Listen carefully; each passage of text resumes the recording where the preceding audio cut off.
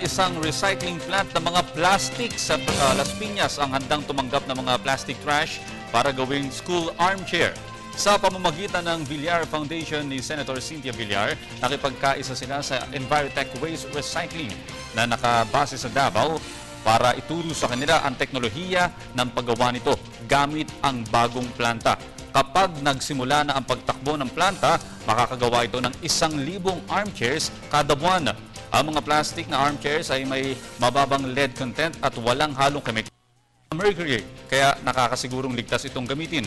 Ayon kay Villar, malaki ang may tutulong ng recycling plant dahil bukod sa makabubuo muli ng isang kapaki-pakinabang na produkto at maiiwasan ang pagdami ng mga basurang plastic, makakapagbigay pa ito ng trabaho sa mga taga Las Piñas.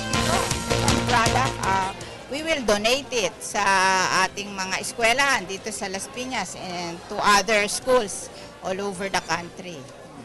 Same as yung, di ba, ang ating wooden tayo di ba? O, di mas maganda nga to, mapoprocess na natin yung ating basura and at the same time we don't have to cut wood to make wooden chairs, di ba?